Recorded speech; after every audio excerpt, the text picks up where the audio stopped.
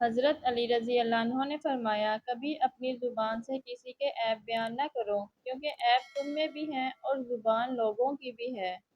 کبھی تم دوسروں کے لیے دل سے دعا مانگ کر دیکھو، تمہیں اپنے لیے دعا مانگنے کی ضرورت نہیں پڑے گی۔ تین کام اللہ کو بہت پسند ہیں: ٹوٹے ہوئے دلوں کو جوڑنا، دل نہ چاہتے ہوئے بھی معاف کرنا، اور کسی کے گناہ پر پردہ ڈالنا۔ کسی انسان کی محبت پانا چاہتے ہو تو اس کو بتا دو، کیونکہ زندگی موقع کم اور دھوکہ زیادہ دیتی ہے۔ ایمان اور حیا دو ایسے پرندے ہیں کہ اگر ان میں سے ایک اڑ جائے تو دوسرا خود ہی اڑ جاتا ہے۔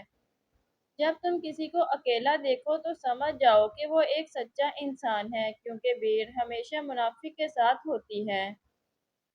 جب کوئی چیز اپنے والدین کو دو تو اس طرح دو جس طرح کوئی غلام اپنے آقا کے سامنے کوئی چیز پیش کرتا ہے، اور تمہاری تقدیر اتنی دفعہ بدلتی ہے جتنی دفعہ تم اللہ کے آگے ہاتھ پھیلاتے ہو۔ دکھ میں کبھی پچھتاوے کے آنسو نہ بہاؤ، کیونکہ تم وہ خوش نصیب ہو جسے اللہ نے آزمائش کے قابل سمجھا۔ جب دنیا کی مفلسی سے تنگ آ جاؤ اور رزق کا کوئی راستہ نہ نکلے تو صدقہ دے کر اللہ سے تجارت کرو۔ ذلت اٹھانے سے بہتر ہے کہ تکلیف اٹھاؤ۔ نصیب ہار جاتا ہے لیکن دعائیں ہمیشہ جیت جاتی ہیں۔ بس یقین کے ساتھ اللہ سے مانگتے رہو، وہ رب ہے، تمہیں مایوس نہیں ہونے دے گا۔ ہر سنی سنائی بات کو بیان نہ کرو، ورنہ تمہاری بے وقوفی کے لیے یہی بات کافی ہے۔ انسان واحد مخلوق ہے جس کا زہر الفاظ میں ہوتا ہے۔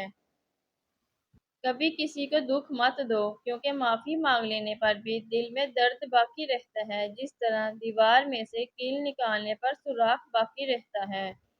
ان لوگوں پر اعتبار کرو جو تمہاری تین باتیں بھانپ سکیں: تمہاری ہنسی میں پوشیدہ درد، تمہارے غصے میں پوشیدہ تمہارا پیار، اور تمہاری خاموشی میں پوشیدہ وجہ۔ وہ انسان ہمیشہ غم میں مبتلا رہتا ہے جو اپنی ضرورتیں بڑھا لیتا ہے۔